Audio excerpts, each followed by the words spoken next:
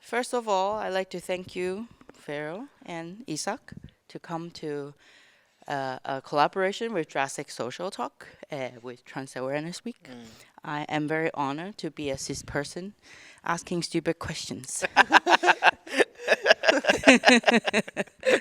I'm sure this is something not everyone gets the privilege to do No. because if they're really ignorant about it, then they can't really ask anything. Because, like yesterday when we saw Johanna set, the comedian stand up set, Yeah. she was saying something like, "Oh, yeah, but you're so polite, you don't even want to ask anything."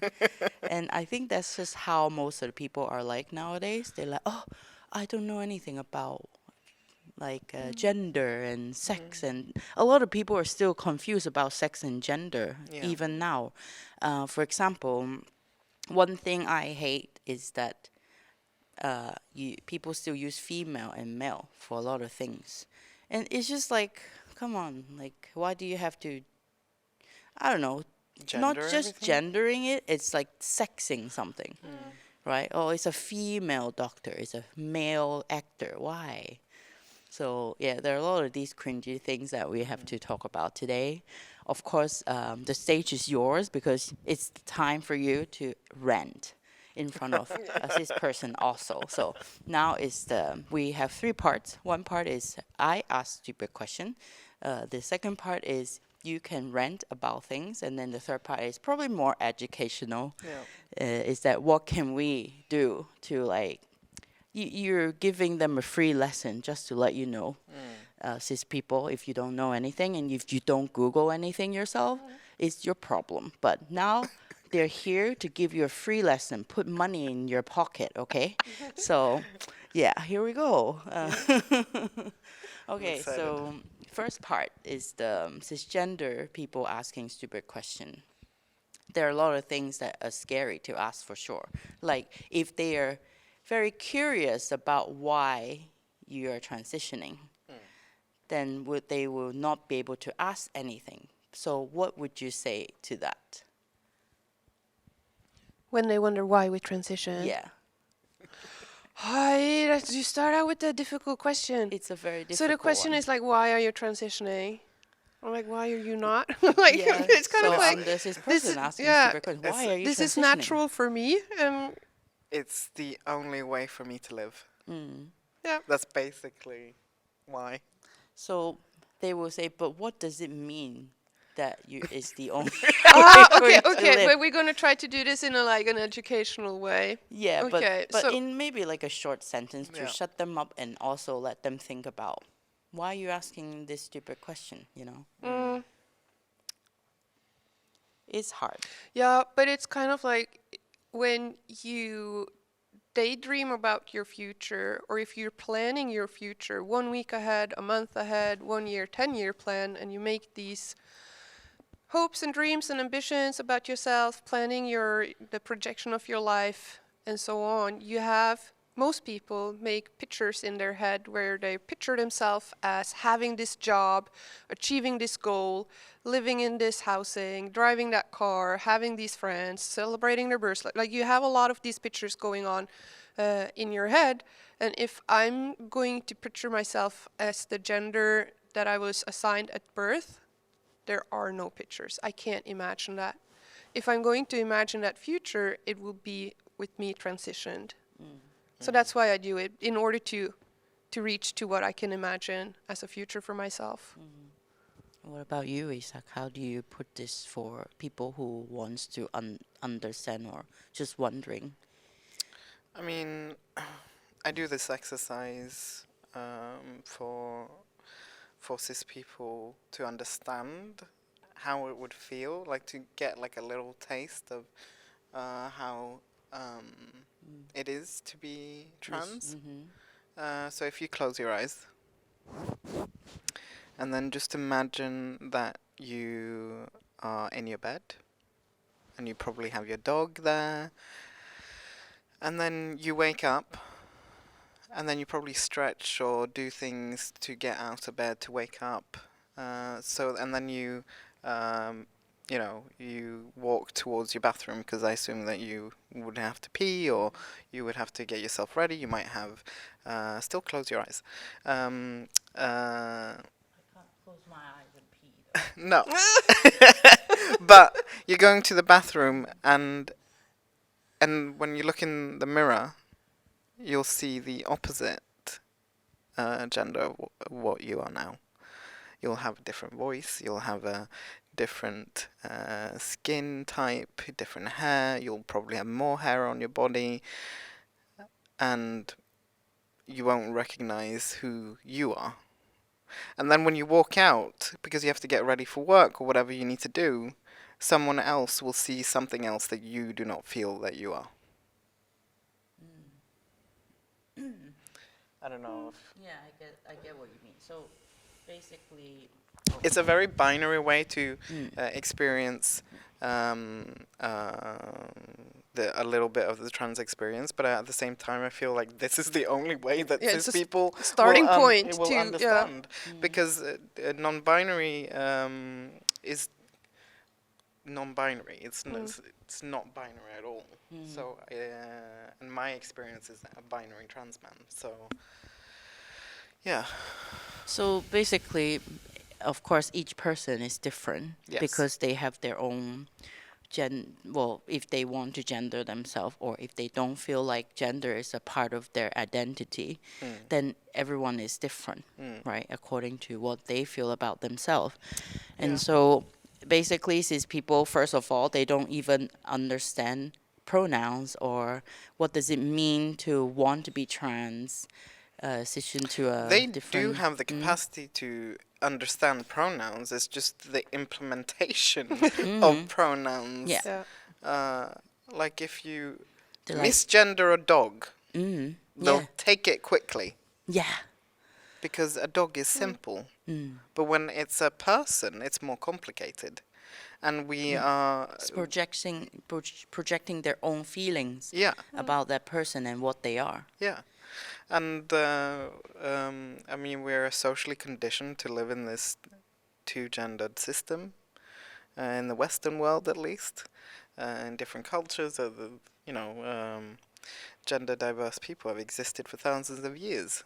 So it's, if you come from a different culture background, it's probably easier to understand different variations of gender, Like, for or example, if gender you're from identity. Thailand, Yeah, they have like, what, like 26 genders or something or more?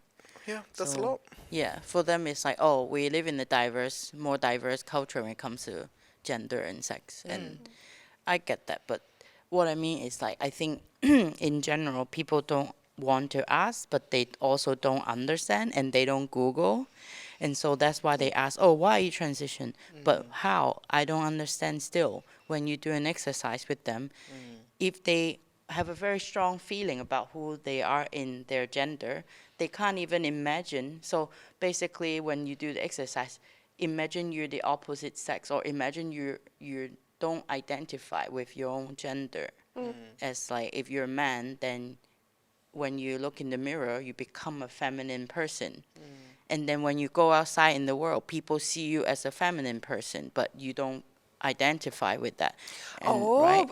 okay. But in that sense, cis people like transform continuously each day, performing the continuous ritual of affirming their own gender.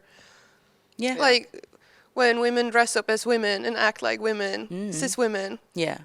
Like, they are transforming. And like cis men, when they perform as cis men, like they like are the performing. straightest man, the most Yeah. It is a masculine man. performance. It is a Yeah. So yeah, performance. everyone's doing something that suits what they think they Yeah, are. when The you go to the expectation. optician Right. and you want glasses and you go, oh, men glasses, women glasses. No, it's not. Come on, it's glasses. Like Yeah. eyes are gender, your sight is gender neutral.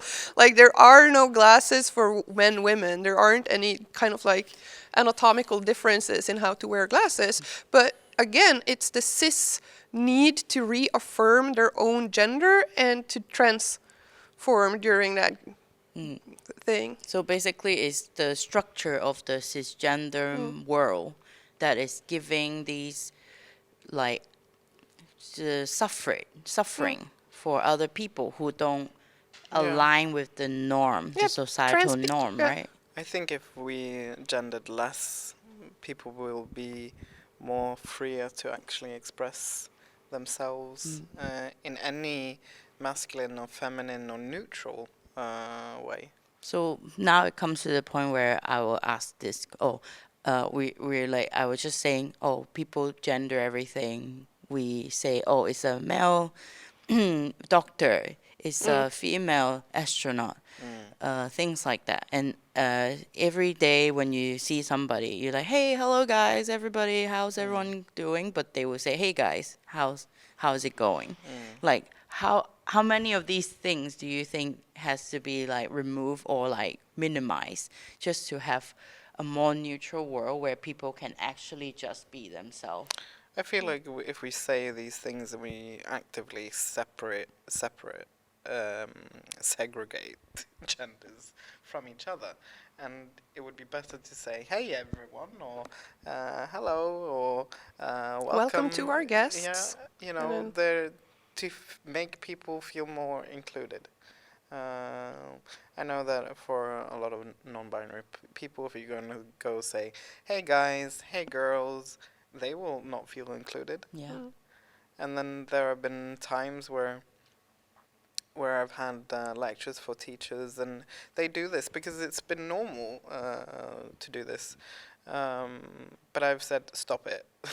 If you have non-binary kids in your classroom, and then you're going to put the responsibility on them to then choose where they feel most comfortable, how are they supposed to do that? Yeah, they have to choose before they know, right? Yeah. Or And they just don't, they know that they're not. They just know that they don't belong to this atmosphere of like being gender or like, right? And then, puts more weight on that kid's shoulders because they're instead of taking the responsibility of using different language to include everyone, the responsibility is on the kid.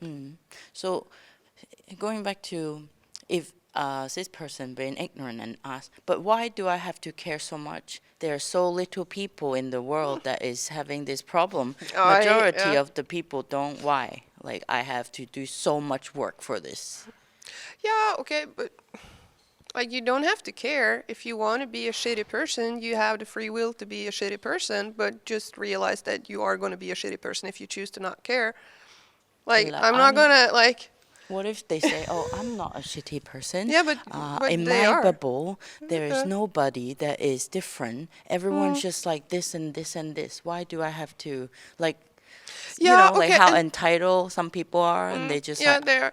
And then it's like you don't have to care and you don't have to understand or anything, but like you need to respect other people. That's the baseline. If you're going to participate in a society, you have to follow certain rules of that society, and that there is a baseline of respect for other people and differences, but you don't have to care in that way. Like, so it's just like if they don't care, I feel like if they don't care, then I can actually call them, I can misgender them too, right? Like, oh, you identify as a man, I'll just call you a lady. but if they go so far as to say, like, why do I have to care? They already care. It's like it seems that they care about being Yeah. a shitty person towards transgender At the people. same time, what you just like the example that you just did doesn't work on cis people. It doesn't work misgendering cis people. But for example, if somebody's angry and they like, oh, you're such a bitch, they call a man a bitch. Like, oh, look at you, Yeah, just that like a can little trigger bitch. that can trigger him. Yeah. So like, can we maybe have some exercise about how to trigger them, or I don't know. Like, is it the world that we're living in? I Like, mean, I will not put myself in an unsafe situation, Yeah. so I will not just randomly call someone a bitch because they've been rude to me. I'll just like not engage and, yeah, walk away. basically. Yeah. I'll do that job. I'll be the cis person Yeah, holding, feel free to do that. like fighting these stupid people. Yeah. Yeah. So, okay, thanks for all the tips. Yeah. But I think if we've asked, oh, but why do you transition? Then they like, you have to explain. Then it's already rude to be honest, right? Yeah, asking that question is not something that you do with somebody that you don't have a close relationship with. The same way as No. you don't ask people, why haven't you gotten children? Why aren't you, like, major life choices and stuff. Like, you don't go and ask 1-month-old colleague at work during lunch break, like, yeah, why haven't, yeah. You don't, you don't ask these questions, like, unless it's founded on a solid Yeah. relationship and there's a way out and yeah.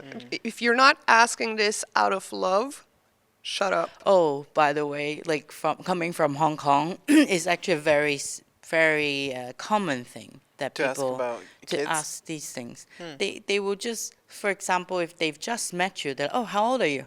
Oh, you're 30 something. But How didn't you, many Are kids you do you getting have? married? Yeah. but Like, didn't are you you just single? say No. that out of respect you want to like cut down the time? Mm-hmm. So do Yeah, not waste but time. of course these are like the socializing thing Yeah. they use. Yeah. I guess a lot of people actually use these as socializing tools. I think it's quite right? normal. Like, okay, they'll ask, "Oh, do you have a boyfriend or a girlfriend?" Or like, It's more like I feel like because we live in a world that has been very straight in many ways, we have to put things in boxes. We kind of have to ask a few questions just to label you, to put you on the map of where you are. Like, oh, are you single? If you're single, am I going to be interested? Are you going to be interested in me? If you're like straight or you're gay, like do I get a chance or like a lot of these things? Oh yeah, but this has to do with the cis hetero perversion to do. Like, if you meet somebody of the opposite gender, they immediately become a potential partner until proven otherwise. It's like this super horny way to socialize with Right. other people. But I had this discussion with my mom because I had some friends over, and then my mom is sweet and lovely and everything, very social, outgoing, wants to get to know my friends and start bombarding with questions, and kind of like. And like, she does it from a good place and everything, and then I kind of like in the dinner halfway shut my mom down in order to just give my friends a break from all these questions and so on. And then my mom kind of like, and we talked about it afterwards, just me and my mom, and she was like, why did you shut me down? And I'm like, because you were doing interrogation, like you were asking tons of, like, my friend couldn't almost eat because they had to answer questions and everything. And then my mom got really upset, and then she was like, yeah, but she moved to Ålesund, like when she was young and everything, and just met my dad, and then and so she didn't know anybody when she moved there, and she was like, nobody asked me questions about anything, nobody was interested or anything, and I don't want other people to experience this, like nobody having an interest in them. And then I was like, yeah, but the way that you do that is start talking to the person, and then you ask follow-up questions about the things that they take to the table, things that they want to start. So if they raise a topic about themselves, you ask a follow-up question about that topic, because then you know that topic is something that they want to do, not whatever falls into your head and whatever you want to know. That's putting them on the spot. And I think this has to do, like, the questions are coming from a good place, but if you go like, children, what kind of car, where do you live, your address, salary, how many of your grandparents are still alive, like going straight into that is super invasive, and that will, everybody has shit in their life. Some of these questions will trigger that, but start with the follow-up questions. That's how you get to know people.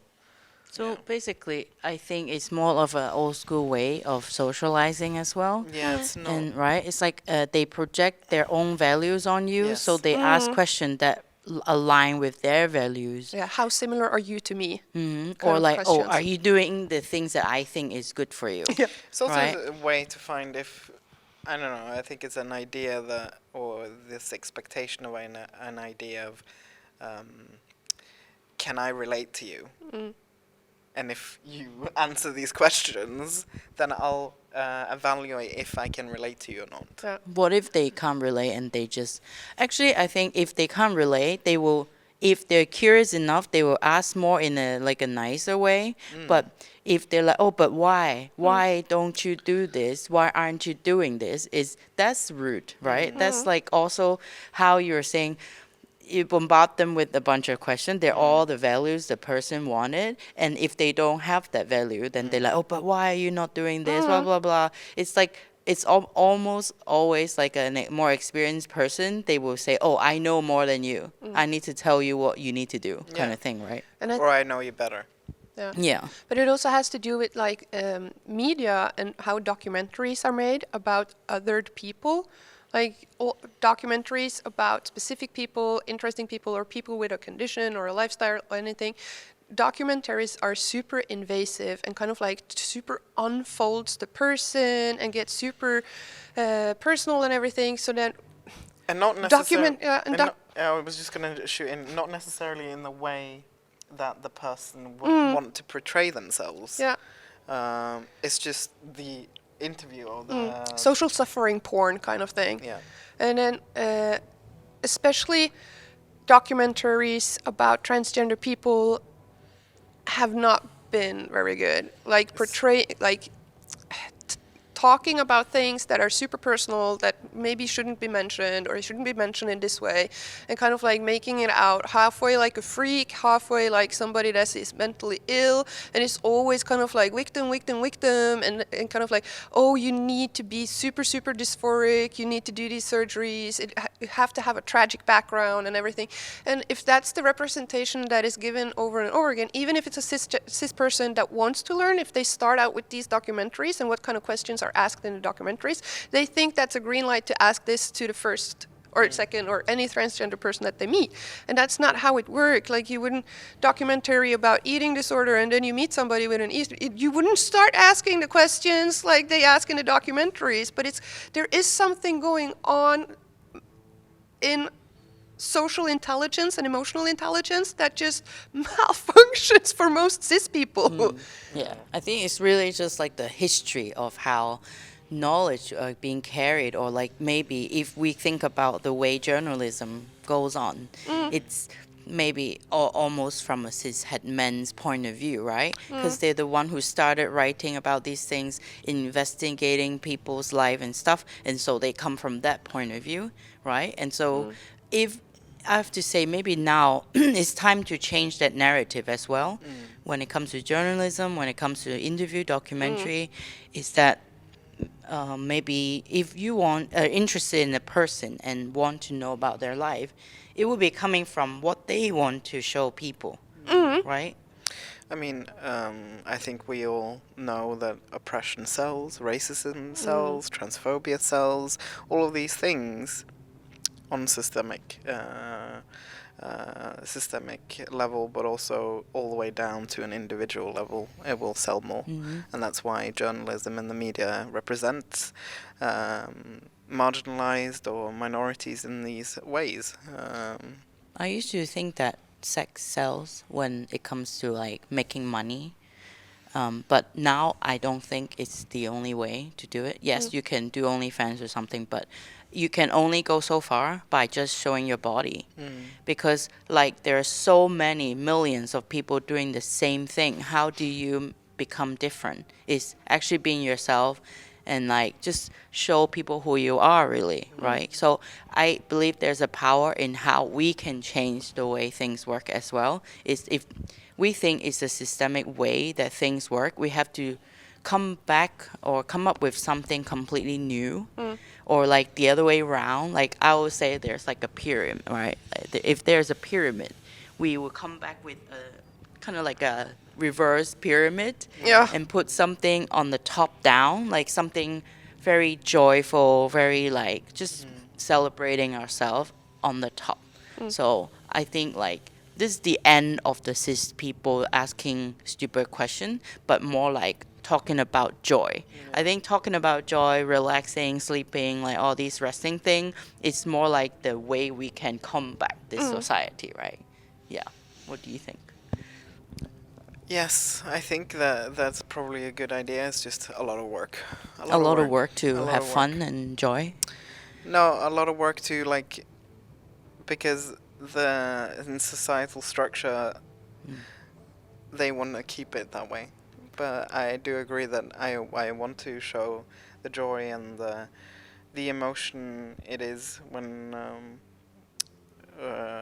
want to show the entirety of the emotional spectrum. Yeah, you're not just one identity, you're everything about you.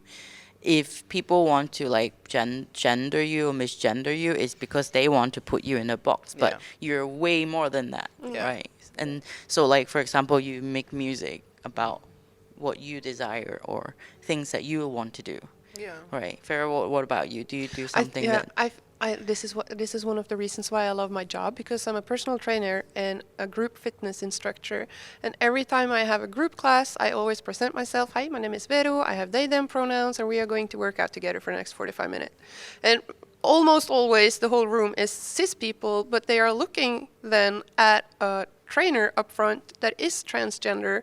They are looking at a trans body, doing workout, doing physical exercises, and then me using my body and my voice in order to tell them what they are going to do, how they're going to move, when, how many, and so on.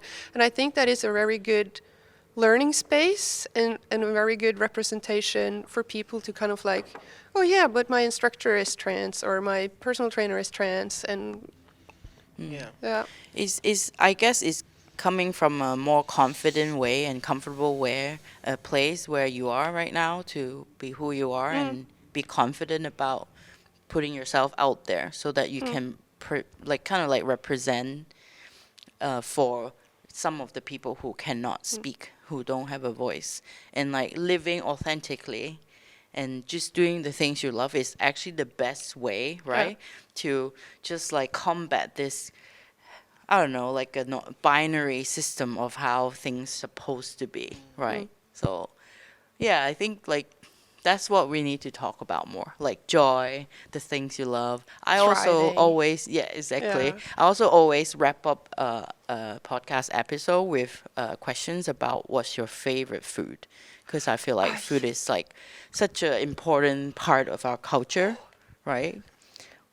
Do you if find I'll- Is it a meal or an ingredient or? like I'll tell you how I always, I don't know why I fantasize about this. Not fantasize, but kind of like ask myself a question. If now I'm being strangled on an island where I can only live with two ingredients in my life for the rest of my life.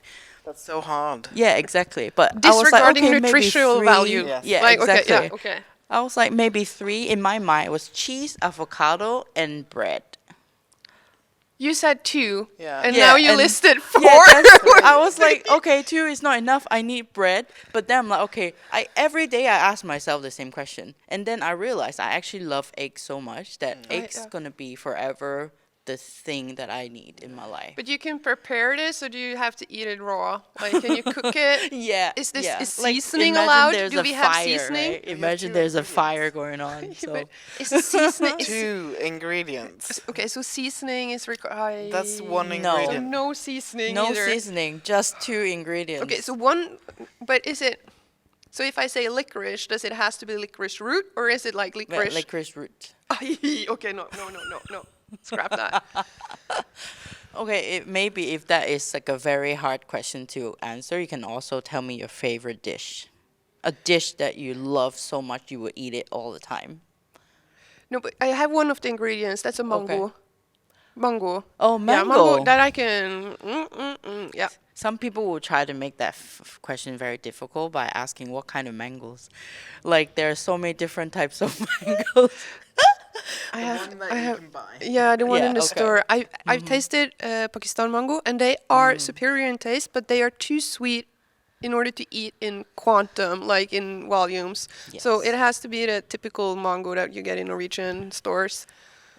I'm not sure. Oh yeah, the red green kind Yeah, of mango. the one that is they're not- never they correctly doesn't ripe. taste of anything. No, but to you me. can eat a lot and a lot, and Yeah. and like 1 in 20 are like crazy good. Are they like not a lot of sugar in there? I don't know. I have I no think they idea. have It's less just sugar than the mangoes in Hong Kong is actually very popular. It's a Filipino mango called Alfonso mango. They're like golden yellow, and it's just like honey. yeah. So we put it on dessert. So it's like a treat that we. Yeah, you you know, can't eat too much of Yeah, you it. You're can't gonna have too yeah. much. But that's why you can't actually have mango for the rest of your life. I'm sorry. But, Okay, you didn't get me started by ingredients. Ay, ay, ay. okay, what about you, Isak? Can Well, you you finished. imagine one thing? We can You come can back you can to answer. I need to Vero. think a little Yeah. bit more I about also my need life to think choices. because I love food, and it's so hard to just pick one thing. That's like pick your favorite movie or pick Yeah, your favorite it's song. an Or exercise of Mm. knowing what you want. Actually, this is I a do way love bread. of thinking about what you want. But if I was gonna pick one dish, um, it would have to be like baked potato with like stuff, cheese. I love cheese. Potato is a thing in Norway. I understand that, Yeah, but it's and also quite also very English. versatile, right? Like you can just Yeah, eat but it forever. Norwegians Yeah. don't Different really types. eat like. Oh, they uh, just boil it. No, Just they like- make baked potato, but they just don't eat the skin. I eat the skin. I eat the skin. Yeah, but it's not a very Norwegian thing to do. No, maybe not.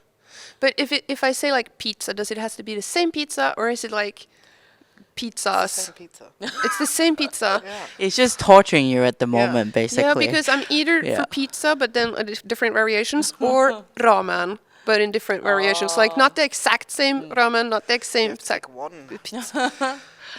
Yeah, it's just a fun way to end this conversation. But you can think more about the food you want in the future. It's like just like an exercise of actually knowing what you want and what you like for yourself. Oh, then you I know, want so- air and love. That's what I Yes. want to live on. Oh my god, it's such a cheesy thing. Yeah. So thank you today, Vero and Thank you, Isak, Bertha. and thanks for the audience who actually tune in to watch it. And maybe in the future you can also rewatch it to learn something new. I don't know. Thank you. Thank Bye. you. Goodbye.